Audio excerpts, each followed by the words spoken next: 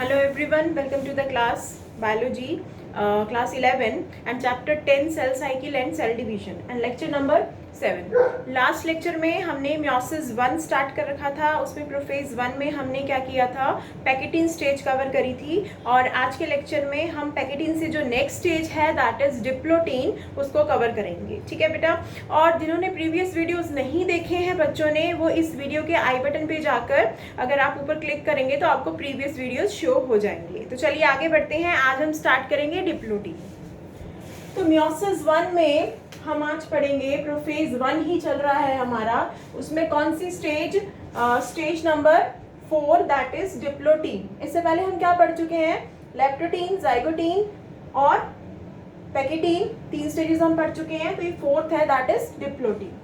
तो यहाँ पर डिप्लो जो वर्ड है इसका मीनिंग है double, diplo means double and taenia, tene भी बोल सकते हैं, टीनिया भी, टीनिया मीन्स बैंड। तो अगर हम इसको कंबाइन करें तो क्या बनेगा, डबल बैंड।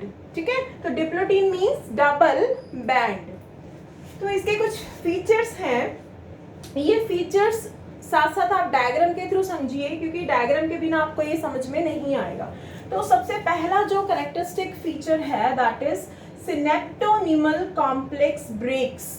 डिप्लोटीन में जो सिनेप्टोनिमल कॉम्प्लेक्स होता है होमोलोगस क्रोमोसोम्स के बीच में, वो क्या हो जाता है, टूट जाता है। ठीक है, अभी तक तो हम पढ़ते आए थे कि जो सिनेप्टोनिमल कॉम्प्लेक्स है, सिनेप्टोनिमल कॉम्प्लेक्स क्या था, जिसमें न्यूक्लियोप्रोटीन क्या करते हैं, होमोलोगस क्रोमोसोम्स को ऐसे होल्ड करके रखते हैं। ठीक है, अब ये जो होल्डिंग है यानी कि जो सिनेप्टोनिमल कॉम्प्लेक्स है ये ब्रेक हो जाएगा, यानी कि होमोलोगस क्रोमोसोम्स एक दूसरे से सेपरेट होना शुरू हो जाएंगे। ठीक है, आफ्टर क्रॉसिंग ओवर, पैकेटिन में क्रॉसिंग ओवर हो चुकी थी, तो यहाँ पर वही शो कर रखा है बेटा। यहाँ पर ये देखिए, ये 2 होमोलोगस क्रोमोसोम्स हैं। ठीक है, अब ये क्या हो रहे हैं, इधर से ये देखिए, ये वाला पोर्शन दूर जा रहा है, इधर से ये वाला पोर्शन सेपरेट हो रहा है, ये चीज भी क्या हो रही है, एक दूसरे से सेपरेट हो रही है। इट मींस क्या हो रहा है, इसके अंदर जो न्यूक्लियोप्रोटीन कोर है वो पार्शियली डिसॉल्व हो रहा है, या हम कह सकते हैं कि सिनेप्टोनिमल कॉम्प्लेक्स क्या हो रहा है, होमोलोगस क्रोमोसोम्स के बीच में ब्रेक हो रहा है। तो एक चीज और लिख सकते हैं हम यहाँ पर, न्यूक्लियोप्रोटीन कोर पार्शियली ब्रेक्स या पार्शियली डिसॉल्व। और यहाँ पर मैंने पार्शियली क्यों लिखा, क्योंकि एक पॉइंट ऐसा रह जाता है जहां पर ये दोनों होमोलोगस क्रोमोसोम्स क्या होते हैं, इस तरीके से अटैच हैं। वो पॉइंट ये रहा, दिस पॉइंट जहां से क्रॉसिंग ओवर हुई थी। तो क्रॉसिंग ओवर हुई तो ये देखो, जो इसका जीन्स थे, ये जो ब्लैक कलर वाला है, शेडेड वाला है, इसके जीन्स कहाँ चले गए, यहाँ पर। ठीक है, और जो ये एम्प्टी यानी कि हॉलो है, जो खाली है, इसके जीन्स कहाँ चले गए, यहाँ पर। तो इट मींस क्या हो गए, क्रोमोसोम्स आपस में क्रॉस ओवर हो गए और जेनेटिक मटेरियल एक्सचेंज हो गया। ये पैकेटिन में हो चुका था, तो जहां से ये एक्सचेंज हुआ, जो उनका पॉइंट ऑफ अटैचमेंट है, ये एक्स शेप जो बॉडी है, this X shape body is called chiasmata. ठीक है, इसे हम क्या बोलते हैं, काइज़मेटा बोलते हैं, या फिर हम क्या कह सकते हैं, the place where crossing over occurs and the X-shaped body occurs is called chiasmata। तो ये कैसे अपीयर हो रहा है, एक क्या है ये, chiasmata। अदरवाइज तो जो ये होमोलोगस क्रोमोसोम्स है, मान लीजिए 2 होमोलोगस क्रोमोसोम्स हैं, ये क्या हो रहे हैं, ये ऐसे धीरे धीरे क्या हो रहे हैं, ये ऐसे थे। ठीक है, ऐसे, तो ये ऐसे से क्या हो रहे हैं, दूर हो रहे हैं। किसकी वजह से, क्योंकि सिनेप्टोनिमल कॉम्प्लेक्स क्या है, इसके अंदर ब्रेक हो रहा है। ठीक है, लेकिन एक पॉइंट ऐसा है, ये वाला जहाँ पे क्रॉसिंग ओवर हुई है, जेनेटिक मटेरियल जहाँ पे एक्सचेंज हुआ है, वहाँ पे अभी अटैचमेंट है। तो इस एक्स शेप बॉडी को जहाँ से क्रॉसिंग ओवर हुई है, जेनेटिक मटेरियल एक्सचेंज हुआ है, उसे क्या बोला जाता है, काइज़मेटा बोला जाता है। और यहाँ से अभी भी होमोलोगस क्रोमोसोम्स क्या हैं, अटैच हैं, यहाँ से न्यूक्लियोप्रोटीन कोर अभी नहीं हटा है, इसलिए यहाँ बोला जाता है कि न्यूक्लियोप्रोटीन कोर पार्शियली डिसॉल्व हुआ है, पूरी तरह डिसॉल्व नहीं हुआ, या हम कह सकते हैं सिनेप्टोनिमल कॉम्प्लेक्स क्या हो चुका है, ब्रेक हो चुका है। ठीक है, ऐसे ही दूसरे वाले में भी है, दूसरे वाले जो होमोलोगस क्रोमोसोम्स हैं उसमें भी यही है, जो ये क्रॉसिंग ओवर है, पॉइंट ऑफ अटैचमेंट काइज़मेटा वाला, बस यहीं से ही 2 होमोलोगस क्रोमोसोम्स आपस में कनेक्ट हैं, अदरवाइज और बाकी तरफ से क्या हो रहे हैं, होमोलोगस क्रोमोसोम्स एक दूसरे से सेपरेट हो रहे हैं, दूर जाते जा रहे हैं। क्लियर है बेटा इतना? और यही जो स्टेज है डिप्लोटीन स्टेज, इसी स्टेज में ही exchange of genetic material clearly seen होता है। हमें देखिए क्लियरली सीन है, जो इसका जेनेटिक मटेरियल था वो इस वाले में चला गया यहाँ पर, ये तभी ये ब्लैक पोर्शन बनाया यहाँ पर, और जो इसके वाला था वो यहाँ चला गया। तो यहाँ पे क्लियरली विजिबल होता है डिप्लोटीन स्टेज में exchange of genetic material. Next है सेपरेशन ऑफ होमोलोगस क्रोमोसोम्स। वही बात है, अभी मैंने बोला कि जब सिनेप्टोनिमल कॉम्प्लेक्स ब्रेक्स हो रहा है, हम कह सकते हैं कि न्यूक्लियोप्रोटीन कोर पार्शियली डिसॉल्व हो रहा है, तो ये जो होमोलोगस क्रोमोसोम्स हैं ये क्या हो रहे हैं, एक दूसरे से अलग हो रहे हैं ना, सेपरेट हो रहे हैं। तो that's why separation of homologous chromosomes occurs, ठीक है, due to breakdown of synaptonemal complex, या फिर हम बोल सकते हैं due to partial dissolving of nucleoprotein core between the homologous chromosomes, ठीक है। Then third, but point of attachment at one point called chiasmata, लेकिन अभी भी ये दोनों homologous chromosomes एक point पे कनेक्ट हैं, तो जो ये point है इस तरीके से जो X shaped body बन रही है, इस point of attachment को हम क्या बोलते हैं, chiasmata बोलते हैं, ठीक है। Then fourth, tetrad distinguish and appear as bivalents. हाँ, ये थोड़ा सा इंपॉर्टेंट पॉइंट है।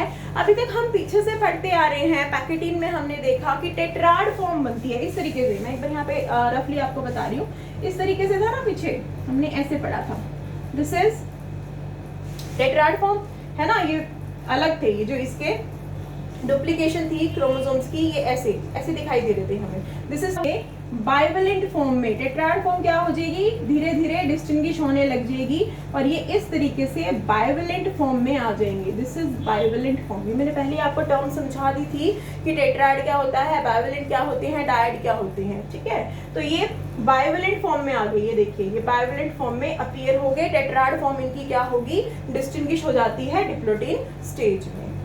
तो इस तरीके से जो ये डिप्लोटीन है, यहाँ पर मेनली जो पॉइंट है दैट इज काइस्मेटा रह जाता है, एक्स शेप्ड बॉडी, और क्रॉसिंग ओवर इस स्टेज में बहुत ज्यादा क्लियरली सीन होती है। जेनेटिक मटेरियल जो एक्सचेंज होता है वो क्लियरली सीन होता है।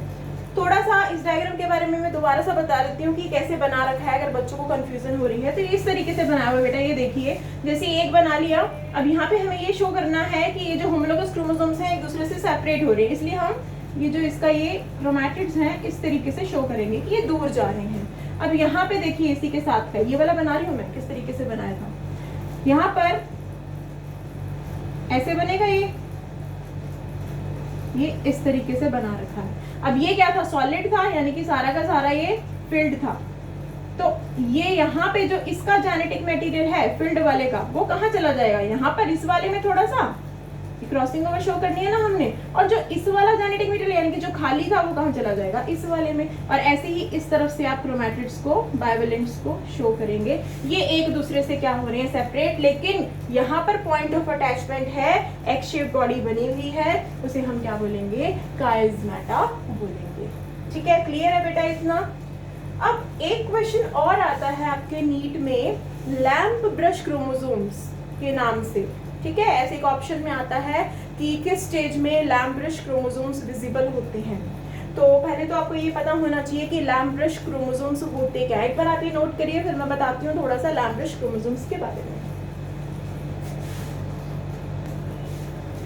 एक चीज और बेटा, लैंप ब्रश क्रोमोसोम्स को बताने से पहले एक चीज और मैं बता देती हूँ, इसमें कुछ पॉइंट्स रह गए थे। इसके अंदर क्या होता है कि जो सेंट्रियोल्स होते हैं वो मूव नहीं करते हैं, वो एज इट इज वहीं पर होते हैं, पोल्स की तरफ अभी नहीं जाते हैं। न्यूक्लियर एनवेलप भी क्या होता है, इसमें इंटैक्ट होता है। ये जो मैंने प्रीवियसली हम पढ़ते आ रहे हैं, this is nuclear envelope, intact है ये, ठीक है। ये भी यहाँ पे विजिबल रहेगा। यहाँ इसके अंदर, ये मैं मिटा रही हूँ एक बार, क्योंकि यहाँ पे सिर्फ समझाने के लिए था कि कैसे बनाना है। यहाँ पर सभी की सभी क्या होंगी, सेल ऑर्गेनालिस प्रेजेंट होंगी, सेल ऑर्गेनालिस प्रेजेंट, ठीक है। तो न्यूक्लियर एनवेलप है, तो ये न्यूक्लियस भी क्या है, एज इट इज प्रेजेंट है। ये सब अपीयर्ड है और अभी तक कोई भी डिसअपीयरेंस स्टार्ट नहीं हुई डिप्लोटीन में। ये आगे नेक्स्ट स्टेज में होगा, सब डिसअपीयर होनी शुरू हो जाएंगी। डिप्लोटीन तक कुछ भी मूवमेंट नहीं होती हैं, सब चीजें एज इट इज होती हैं। न्यूक्लियस भी होता है, न्यूक्लियर एनवेलप भी इंटैक्ट होता है, सभी सेल ऑर्गेनालिज प्रेजेंट होती हैं और सेंट्रियोल्स भी मूव नहीं करते अपोजिट पोल्स की तरफ और स्पिंडल फॉर्मेशन भी नहीं होती है। ये सिर्फ इतना ही दिखा रखा है, ठीक है। ये स्पिंडल मैंने बता रखा है, लेकिन यहाँ तक नहीं होती है spindle formation. Spindle formation start होती है इससे नेक्स्ट वाली स्टेज में, वो मैं बताऊंगी, ठीक है। ये सारा डिप्लोटीन के बारे में था। अब डिप्लोटीन के बारे में थोड़ा सा और पढ़ेंगे जो नीट में क्वेश्चन आता है, दैट इज लैम्ब्रश क्रोमोसोम्स। तो मोस्टली जो एनिमल के सेल्स होते हैं, मोस्टली इन एनिमल सेल्स, कौन से सेल्स एनिमल में भी, oocytes, ठीक है। तो oocytes में जो ये डिप्लोटीन स्टेज होती है ये थोड़ी सी एक्सटेंड हो जाती है। एनिमल्स के अंदर जो सेल्स हैं, कौन से, oocytes, ठीक है, उसके अंदर जो ये डिप्लोटीन स्टेज होती है ये क्या हो जाती है, diplotene stage is extended. Diplotene stage is extended and metabolically active, and metabolically active for few months or for years। हो सकता है कुछ महीनों के लिए ये एक्सटेंड हो जाए और हो सकता है कुछ सालों के लिए ये एक्सटेंड हो जाए। तो फॉर फ्यू मंथ्स और few years.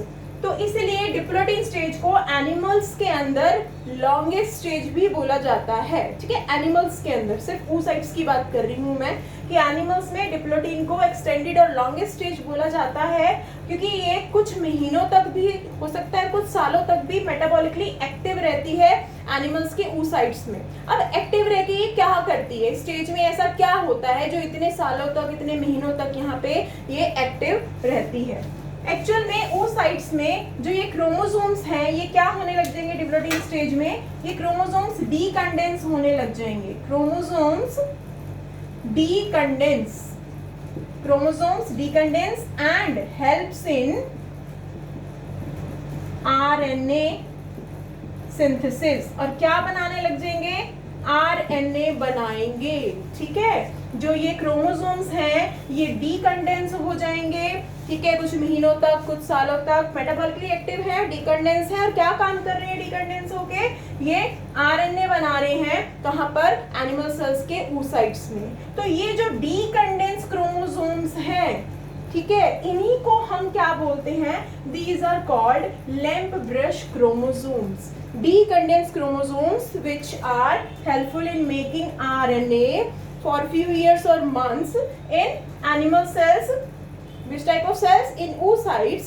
That decondensed chromosomes are called lamp brush chromosomes. उन्हीं को हम क्या बोलते हैं, lamp brush chromosomes बोलते हैं। उनकी शेप इस तरह से हो जाती है डिकंडेंस होने के बाद जैसे कि कोई लैम्प ब्रश हो, इसलिए इन क्रोमोसोम्स को हम क्या बोलते हैं, लैम्प ब्रश क्रोमोसोम्स बोलते हैं, ठीक है। तो ये क्वेश्चन आता है कि कौन सी स्टेज में लैम्प ब्रश क्रोमोसोम्स विजिबल होते हैं, तो इसका आंसर है डिप्लोटीन स्टेज। और कहां पर, in animal cells in oocytes। So this is all about diplotene. तो इसके बाद अब जो हम पढ़ेंगे दैट इज डायकाइनेसिस, ठीक है, ये नोट करिए। फिर हम प्रोफेज 1 की लास्ट स्टेज पढ़ेंगे दैट इज डायकाइनेसिस। 5 थी ना प्रोफेज 1 की, तो डिप्लोटीन के बाद जो 5th है दैट इज डायकाइनेसिस। देखिए बेटा, नेक्स्ट आता है आपका डायकाइनेसिस, जो प्रोफेज 1 की 5th स्टेज है, ठीक है, दैट इज डायकाइनेसिस। तो अब डायकाइनेसिस में देखिए क्या होगा। सबसे पहला पॉइंट है टर्मिनलाइजेशन ऑफ काइज़मेटा। जो काइज़मेटा फॉर्मेशन थी, कौन सी थी, ये थी ना काइज़मेटा, ये एक्स शेप बॉडी थी जहां से पॉइंट ऑफ कनेक्शन ये जो था क्रॉसिंग ओवर था। ये जो काइज़मेटा है ये क्या हो जाएगा, ये टिप्स की तरफ आना हो जाएगा क्रोमोसोम्स के, ये इस तरीके से, ये ऐसे यहाँ तक आ जाएगा। इसे बोलते हैं हम टर्मिनलाइजेशन ऑफ काइज़मेटा। कि जो काइज़मेटा फॉर्मेशन है वो खत्म होनी शुरू हो जाएगी। पहले ऐसे थी क्रॉसओवर, किसमें, डिप्लोटीन में, मैंने शो करा था, बताया था आपको। उसके बाद अब यहाँ पर डायकाइनेसिस में क्या हो जाएगी, ऐसी नहीं रहेगी। ये जो काइज़मेटा है यानी कि जो क्रॉसिंग ओवर है ये इस तरीके से टर्मिनलाइज हो जाएगी, इस तरीके से, ये ऐसे इस तरीके से यहाँ ऐसे आ जाएगी। तो ये पॉइंट ऑफ जो अटैचमेंट है वो सिर्फ टिप्स पर रह जाएगा। तो पॉइंट ऑफ अटैचमेंट कहाँ रह जाएगा? टिप्स तक, और इसे हम बोलेंगे टर्मिनलाइजेशन ऑफ काइज़मेटा। यानी कि अब जो ये न्यूक्लियोप्रोटीन कोर है ये पूरी तरह से डिसॉल्व होना शुरू हो जाएगा, क्योंकि अब ये जो क्रोमोसोम्स हैं ये कहाँ एंटर कर रहे हैं? ये अब नेक्स्ट मेटाफेज 1 में एंटर करेंगे। प्रोफेज 1 के बाद क्या था? मेटाफेज 1 था ना, और प्रोफेज 1 सबसे लॉन्गेस्ट है जिसकी 5 सबस्टेजेस थी, ये लास्ट सबस्टेज है। तो इसलिए अब यहाँ पर इसको हटना पड़ेगा। ये जो एग शेप्ड बॉडी थी काइज़मेटा, ये टर्मिनलाइज होके क्या हो जाएगा? इस तरीके से ये ऐसे ये टिप्स तक आ जाएगा काइज़मेटा, और पॉइंट ऑफ अटैचमेंट कहाँ रह जाएगा? सिर्फ टिप्स से रह जाएगा। यहीं पे शो कर रखा है मैंने, ये सिर्फ टिप वाला पार्ट है, exchange of genetic material show हो रहा है यहीं पर, सिर्फ इस पॉइंट पे ही ये यहाँ तक आ चुका है, टिप्स तक। इसे हम बोलेंगे टर्मिनलाइजेशन ऑफ काइज़मेटा। दोनों में यही होगा। तो सिर्फ पॉइंट ऑफ अटैचमेंट सिर्फ टिप्स तक रह जाएगा। क्या कहलाता है? Terminalization of chiasmata. तो number 1, there occurs terminalization of chiasmata. Then nucleolus, nuclear envelope and cell organelles, ये सभी क्या हो जाएंगी? यहाँ पे डिसअपियर हो जाएंगी, और किसकी फॉर्मेशन हो जाएगी? एस्टर्स की। सेंट्रियोल्स अपोजिट पोल्स पे पहुंच जाएंगे, ठीक है, स्पिंडल फॉर्मेशन हो जाएगी। इट मींस जो स्पिंडल फॉर्मेशन होती है, एस्टर फॉर्मेशन होती है, और जो सेंट्रियोल्स है वो कौन सी स्टेज में पोल तक जाते हैं? वो डायकाइनेसिस में जाते हैं। डिप्लोडोन तक सब कुछ इंटैक्ट रहता है, ठीक है। और इस तरीके से ये स्पिंडल्स जब बन जाएंगे तो किसको होल्ड कर लेंगे? इन क्रोमोसोम्स को होल्ड कर लेंगे, जो अब पूरी तरह से सेपरेट हो चुके हैं। सिर्फ पॉइंट ऑफ कनेक्शन कहाँ है? टिप पे। काइज़मेटा भी टर्मिनलाइज हो चुका है, सिर्फ यहाँ से, बस ये दूर है, अलग है, नेक्स्ट स्टेज में बिल्कुल अलग हो जाएंगे, ठीक है। तो इस तरीके से होमोलोगस क्रोमोसोम्स टोटली क्या हो जाएंगे? एक दूसरे से सेपरेट हो जाएंगे। तो यहाँ पर ये सब कुछ है डायकाइनेसिस में। तो इट मींस डायकाइनेसिस में ही सभी चीजें क्या होती हैं? डिसअपियर होती हैं। अब एक चीज और, अब जैसे कि स्पिंडल्स मैंने बना रखे हैं, ये मैंने माइटोसिस में भी आपको बताया था। There are 2 types of spindles. एक तो होते हैं कॉन्टिन्यूस स्पिंडल फाइबर्स, और एक होते हैं डिसकॉन्टिन्यूस। तो 2 तरह के थे, मैं थोड़ा सा रिमाइंड करवा रही हूँ, वैसे आप ये डिटेल में पढ़ चुके हो। तो कॉन्टिन्यूस स्पिंडल फाइबर्स कौन से होते हैं? ये वाले बिल्कुल, जिनके बीच में कोई रुकावट नहीं होती, यानी कि जिनके बीच में कोई क्रोमोसोम्स नहीं है, जिन्होंने क्रोमोसोम्स को होल्ड नहीं कर रखा है। जैसे कि ये बीच वाला ये स्पिंडल है, जो यहाँ बीच में कोई भी क्रोमोसोम्स नहीं है, तो this is continuous spindle fibre. लेकिन जिन स्पिंडल्स ने किसको होल्ड कर रखा है? क्रोमोसोम्स को। जैसे कि ये है, ये इसने होल्ड कर रखा है इस क्रोमोसोम को, तो ये रुकावट आ गई बीच में, तो इसे हम बोलेंगे डिसकॉन्टिन्यूस स्पिंडल फाइबर। तो 2 तरह के स्पिंडल फाइबर होते हैं, कॉन्टिन्यूस एंड डिसकॉन्टिन्यूस। वो आप माइटोसिस में भी डिटेल में पढ़ चुके हैं। थोड़ा सा यहाँ मैंने रिमाइंड करवाया है, क्योंकि मेटाफेज में फिर आगे मैं ये चीज बार बार रिपीट करूंगी, कॉन्टिन्यूस एंड डिसकॉन्टिन्यूस, ठीक है। So this is all about diakinesis and the 5 सब stages of prophase 1। I hope आपको ये बहुत अच्छे तरीके से अंडरस्टूड हो चुका होगा। और नेक्स्ट लेक्चर में अब हम लोग पढ़ेंगे, जैसे नेक्स्ट लेक्चर होगा उसमें मेटाफेज 1 पढ़ेंगे, क्योंकि ये सारा हमारा क्या था? प्रोफेज 1 था, मियोसिस 1 का प्रोफेज 1। तो नेक्स्ट लेक्चर में हम लोग क्या पढ़ेंगे? मेटाफेज 1 पढ़ेंगे। तो आज के लिए इतना ही बेटा, थैंक यू सो मच।